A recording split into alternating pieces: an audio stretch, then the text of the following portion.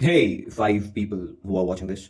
I don't know who you are, but I'm very thankful that you are watching this. I know you're not my family because only one of them has this account, and I don't think they can sit through multiple listenings of this. But, anyways, I popped on early to say that this episode might be a little off sync, as in the subtitles and what I say might be somewhat off sync because I had to re record the whole thing. It was only after editing that I realized that the audio sounds like I recorded it inside a washroom, and not even a very good washroom. It's just a hollow washroom, as in it doesn't have anything in it. It doesn't have a commode, it doesn't have a flush, it doesn't have buckets of water. It's just a hollow toilet. That's what it sounds like. I think the rest of the episodes might be normal, do sound normal. I will go recheck that, but I don't think I'll go through the effort of re-recording those. So I'm sorry, and see you.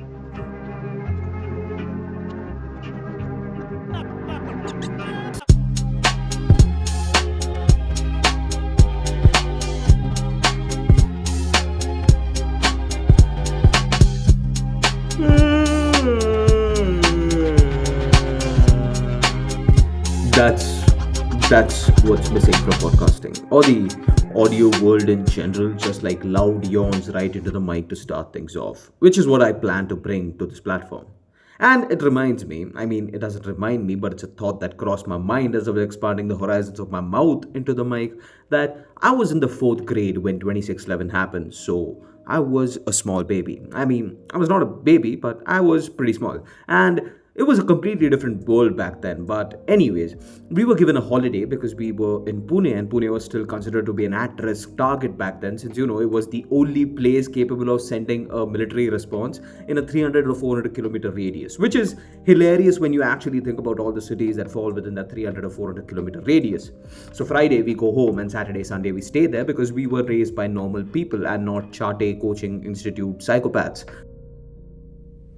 But Monday is when we get back to school, and the attacks were still very much going on. As in, I think the Taj had been conquered, the terrorists at the Nariman house and Oberoi had yet to be compromised or neutralized. My bench partner was a Sikh boy, as in, he was not deceased, he was just a Punjabi. And in front of me sat a Muslim boy and a Catholic boy. And the very first thing that we did when we got back to college, I mean, school, like, imagine a 13-year-old sitting in college lectures. How does that work out? I mean, hold up. I don't know how old fourth graders are. Like, back up. To be very precise, it would be very weird if I knew exactly how old fourth graders are off the top of my mind. But, anyways, the very first thing that we did when we got back to school was all three of us unironically looked at Abdullah, that's the Muslim kid, and said, "Hey, buddy, does anyone you know is in Bombay? Are any of your relatives in the Oberoi?" Which is, mind you, a horrible thing to say to another human being while an ongoing tragedy, much less to a child who is also your friend. But the funniest thing happened. All of us laughed it off. Like, I laughed it off, Abdullah laughed it off, the other two certainly laughed it off. And now you might be saying that that's just a child that's so used to bigotry during such situations that he just chooses to laugh it off. But I would like to say that's not the ruling sentiment for some reason. Because, I think in deep down in his heart of hearts, Abdullah knew that none of us, neither three of us, had any doubts about his patriotism towards this country or towards us as his brothers. And sadly, as a very patriotic and jingoistic country, Abdullah met every parameter that is supposed to be met by a child of that age or whatever age to be considered a nationalist. Like, he was right there beside us singing the national anthem every morning. He was right there beside us at every 15th and 26th saluting the same national flag. And he was right there beside us every morning with his hand outstretched in a very weird Heil Hitler like salute, but not exactly that, taking a pledge to like bring golden coins or chickens or something to this country. Like, I don't know what we pledged, but we did it every day, and it was about the glory of his country, which is saying something about the education system, but I won't go there. Sadly, 15, 14 years down the line, what we believe to be jokes as children is unironically what is believed by at least 40% of our adult population. And that is that every Muslim has at least one terrorist connection they can avail, like a scratch card or something, to, I don't know, kidnap your family or someone, which is a horrible indictment on the general intelligence of our population, but also a worse indictment on the activities of a very nationalistic government that has been in power for at least 10 years now. Like, what have you been doing if a minority population of nearly 20 crores can just walk around with their terrorist phone a friend? Like, what's up? And I think that we are the way we are, or we are at the point we are at, because it has to do a lot with little stories. And today's story is one of them. Like a lot of these adding up, combining together has led us to the point we are at today. So, welcome everyone. This is Ayun, the As of It Our Name podcast. And here we talk about the innate need for fascistic movements to never treat children right. That is about the most insensitive way you can start an episode about what is among the most consequential moments of India's history, of its sliding down to be an Islamist hellhole with the colorful vibrancy of Hinduism to go along.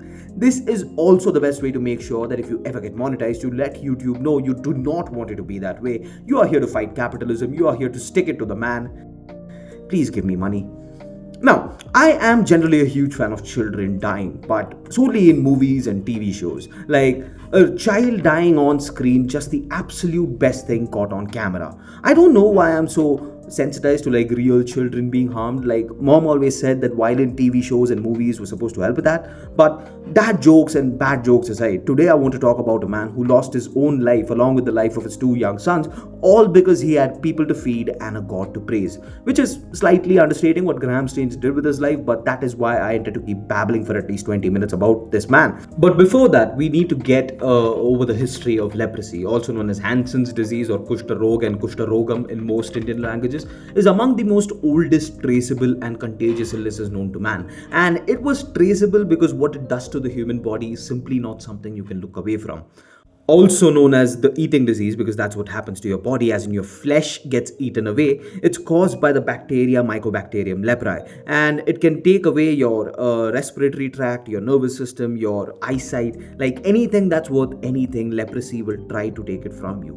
There's actually debate as to where the disease originated from, but the unlucky honor of having the oldest skeletal remains showing symptoms of the disease have been conferred on, you guessed it, India, as remains from around 2000 BC have been excavated at a site called Balathal that shows symptoms of the disease. Now, side note, I have been to Balathal and it has to be amongst the most useless archaeological sites ever known to man. Like, it's in the middle of nowhere, and when you get there, it's still like you are absolutely nowhere. To give you an idea how remote this is, like me and my friend went there to the village bordering the site in a very old Maruti Ritz, and we were being called sahibs by the local villagers. So, like, we stopped to ask directions, and the village elders were like, we were like 21 in a very shitty Maruti Ritz, and they were calling us sahibs. So it's remote. And the worst part is there is absolutely nothing there once you get there. Like, you know, it's an archaeological site because there is a mound when you compare it to the surrounding farms, so maybe you can spot a border wall or two, and it's in very bad shape. Like, you need to be careful not to erase history as you're sliding down or climbing up the mound. Anyways, my friend got bit by a wasp, and then we peed off the mound because what else is there to do? Nothing. Long tangent about Balathal aside, because leprosy is so old, it gains a mention in almost all religious traditions. I think in Christianity, it was seen as a bad thing, as in the Old Testament, before like Jesus came and started spitting on them and healing them or something. I don't know what he did. He healed some of them, like 13 or 14 lepers, 12, and one of them came back. I also read that there's a verse in the Quran that says, and I'm paraphrasing, that Allah judges / loves you based on what's on the inside and not on the outside. A hint towards like, please don't be miserable towards lepers or like people with other physical ailments. But all that changes once you come to India, because in Hinduism, leprosy was always seen as a cursed disease, and you could be banished straight to the lower rung of society regardless of your status in it. Like, regardless if you're a king or a street sweeper, your status in society will be that of a street sweeper. That's a tongue twister. So, as a result of Hinduism's undeniable impact on all Indian religions, the three major ones, that's Hinduism, Islam, and Christianity, have clauses in their marriage acts with leprosy as valid grounds for divorce. So, yay. As a result of this, lepers were often shunned and tended to create communities of their own just outside the main population centers, and did so for possibly the entirety of the ancient and medieval India. What changed this was the arrival of the East India Company. Now, when the company first encountered lepers, their response was the same, practiced by all Indian kingdoms to that point: just shun them, ignore them, forget about them. However, the administration soon realized that simply ignoring the victims of the disease won't ensure that the disease will never get into their own camps, and that's when the initial quarantine of the lepers began. The company also decided to bring in the big guns, by which I mean the missionaries started arriving. And now you might rightfully think that they were here on a proselytizing mission, but not primarily. You see, because leprosy held such importance in the Christian canon, Europe, even before the Black Death was a thing, had nearly 20,000 hospitals or sanatoriums to deal with the disease. Leprosy, that is, not the Black Death.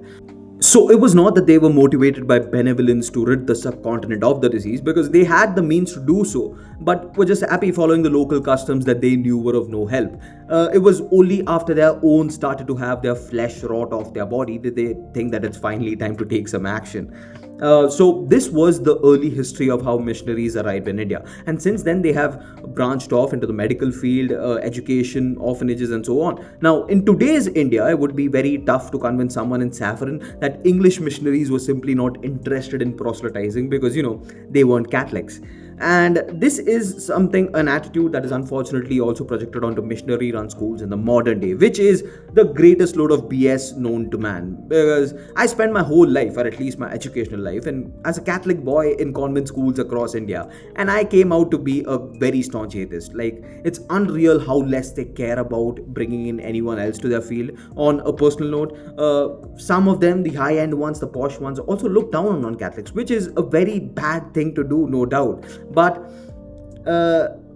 within the framework of the school itself, I think convents are more about driving Christians away from Christianity. Like, I remember all of us Christian students having to go attend mass every first Friday, while what did the non-Christian students do? They got free PE time. How do you radicalize a 12-year-old more than taking away their free PE time? And come to think of it, I was also ashamed to be a Christian, because it was a religion that's very boring to the eyes of a child. Compare that to Hinduism. Like, all we had was silent singing in mass, while Hindus were out celebrating some goddess decapitating evil incarnate with like 13-foot speakers on tractors. You appreciate the introverted nature of Christianity more as an adult. But the main point is that no, missionaries are not very interested in converting you, unless you're a Christian, in which case they want to make sure you hate your religion forever. Anyways, due to these charitable acts and a very separate existence from the caste system, the missionaries did not find it difficult to directly deal with the people in the lower rung of society, which would explain why, under the absence of a unified Hindu identity, many of them would turn to Christianity as a way of life.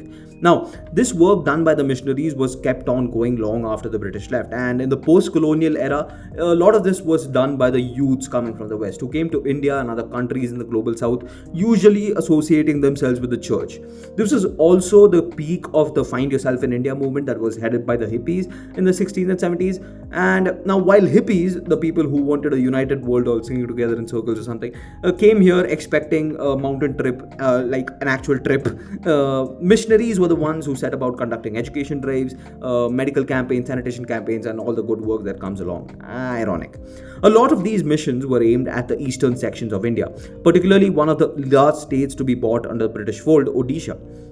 Odisha, prior to the invasion, was a tribal society for the most part. Now, the missionaries aimed at first helping them through education and then hoping to convert them. However, that would not be much of an issue. To the downtrodden of Odisha, who had lived their entire lives being looked down upon, Christianity was simply an attractive way out. The core philosophy of the religion being that hate the sin, not the sinner. Now, contrast that to Hinduism, which essentially said that the sufferings they have today are a result of their past life sins, and it would be very easy to stop believing in whatever sky creature you did all your life. Add to that these people would have never seen any direct contact with the priest in their local temples, because interacting with them would make the priest in need for purification. And compare that to a literal bishop, I mean, not a bishop, but a deacon, a brother, a pastor, or someone just hugging you or holding hands and walking alongside you. And it's a huge difference when you are being valued as a human being for the very first time in your life, probably in your entire lineage's history. Now, Odisha found its initial Christian converts in the very first decade of the 1800s. However, tribal beliefs and the newfound faith of some of its members could never go hand in hand. And obviously, this led to considerable problems. At which point, the British missionaries decided that it would be easier for the converted families to be living separately. And so that's what they did. They bought land in the existing fringes of villages and made the families just settle there, unknowingly sowing the seeds for resentment down the line. And this is the thing with Christianity, and I think to a larger extent, Abrahamic faiths in general. The monotheism inherent to these religions just leave other religious figures as nothing but demons or like evil spirits. So there's always an essential element of looking down on others when you join these faiths. Add to that the new converts were most likely people who were marginalized due to the existence of the Varna class, whatever system you want to call it. And for them, the hostility towards their former faith might sometimes be tenfold, because they finally had the people who could back them when they took a stand. So this was the environment under which someone like Graham Staines would be entering India under. Staines was born in the suburbs of Queensland on January 18, 1941. A competent student by the age of 15, he completed his education and also started working in the local garage as an office clerk. He was always very devout, but like most, the call to serve was not something he expected in life. All of this, however, changed gradually, as at the age of 14, he had maintained a healthy friendship with one Shantanu Sadapati, an Odisha native. The two boys found a common ground in their love for nature and the diverse flora and fauna that surrounded them, and Graham was always interested in at least visiting India once. The trigger finally came when Staines, during a presentation by a visiting pastor, was shown the picture of a boy infected with leprosy, a boy about his same age, Josiah Soren.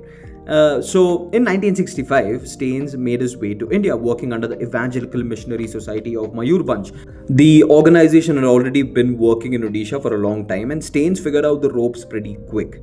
And he found a home in Odisha among these leprosy patients he was here to help. And he found a home among these tribals. Like, he took a liking to India pretty much immediately. Like, in the 3 decades he lived there, it's reported that Staines had become proficient in multiple dialects of Odia, and he was someone that the locals could easily approach without the slightest hint of intimidation. In 1981, while on some field work with the tribals, and field work in this context means educational drives, sanitary campaigns, Bible retreats, things like that, that's when Staines met a fellow Australian named Gladys. And it was an instant match. The two immediately took a liking to each other, and 2 years later, they tied the knot and settled down in India to start a family, hoping to commit their lives and whatever family they would have to the cause of these marginalized tribals. In 1983, the couple married, and the same year, Staines himself was promoted as the head of the Baripada mission branch. To celebrate this, he transformed his own house into a hospital slash meeting place for the people in his congregation, which came in handy as the same house would be serving as a makeshift relief center in 1996, 3 years before the mob attack on Staines, as this is when a fire broke out in Baripada, and as it was a forest area, access to medical facilities were limited. Over 100 people had perished, and in these fires, Staines' household just opened their doors to share the load with any and all hospital facilities that were in the vicinity. Staines' wife, that's Gladys, took on the majority of the load because she was a registered nurse, and this was appreciated by many and also a factor into her receiving a Padma Shri down the line. Now, as I mentioned earlier, early missionaries, or basically colonizers, just found it easier to have the newly converted Christians to settle down in newly built villages so that their new way of life doesn't necessarily offend the existing tribal traditions. A win-win, right? To a white man in the 1800s, certainly yes. But today we have a word for that arrangement of living, and it's called segregation. Like, I think we have enough examples from South Africa and Israel to know that these things don't end well. Like, it's a recipe you cook up specifically for a disaster. Like, people who stay away from each other are sure to make up reasons to keep staying away from each other, and worse comes to worse, severely harm them. Like, in the modern Israeli state, no matter how well meaning of a Zionist you are, to the average Palestinian, you will forever represent a regime that has sent their siblings to prison and their parents to early graves. You leave no room for understanding.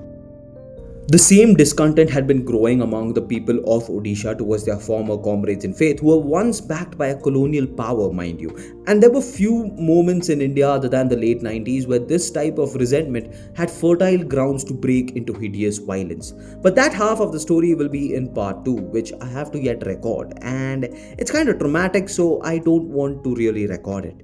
So, to prepare yourself, just follow the instructions of my last, where I asked you to prepare for it by strangling a horse, choking a crocodile, and drowning a frog. Bye.